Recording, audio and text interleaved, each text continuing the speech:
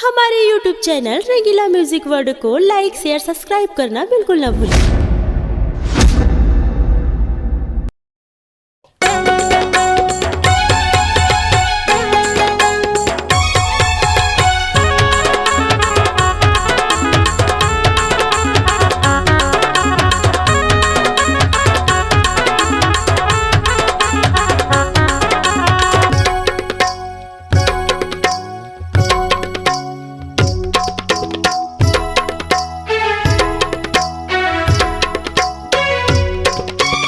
आगे जी आगे जी आगे हरेली तिहार।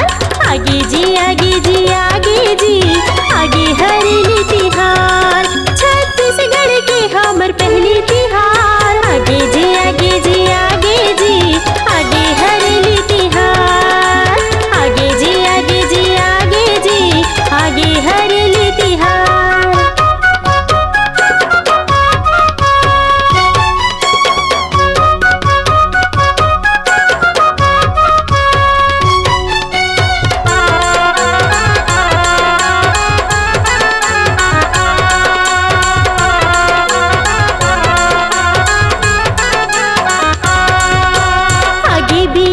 के बेरा वो दीदी चारों मुड़ा हरियाली है।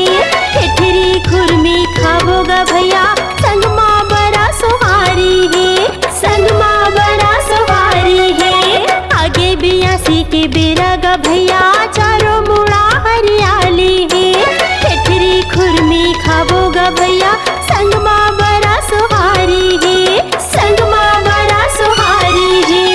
आगे जी आगे जी आगे जी आगे हरेली तिहार। आगे जी आगे जी आगे जी आगे हरेली तिहार। छत्तीसगढ़ के हमर पहली तिहार। आगे जी आगे जी आगे जी दीदी आगे हरेली तिहार। आगे जी आगे जी आगे जी आगे हरेली तिहार।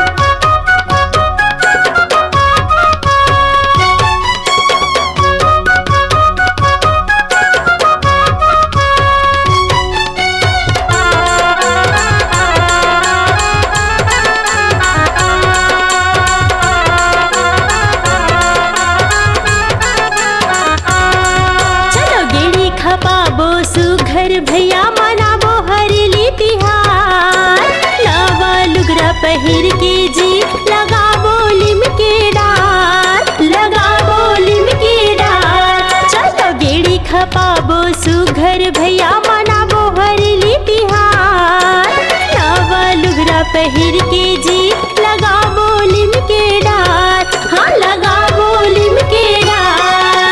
आगे जी आगे जी आगे जी आगे हरेली तिहार। आगे जी आगे जी आगे जी आगे हरेली तिहार। छत्तीसगढ़ की हमर पहली तिहार। आगे जी आगे जी आगे जी आगे हरेली तिहार। हाँ आगे हरेली तिहार भैया आगे हरेली तिहार। दीदी आगे हरेली तिहार। सखी आगे हरेली तिहार। हाँ आगे हरेली तिहार भैया आगे हरेली तिहार। अपनी आवाज को नए अंदाज देने के लिए चले आइए रंगीला रिकॉर्डिंग स्टूडियो संतोषी नगर रायपुर।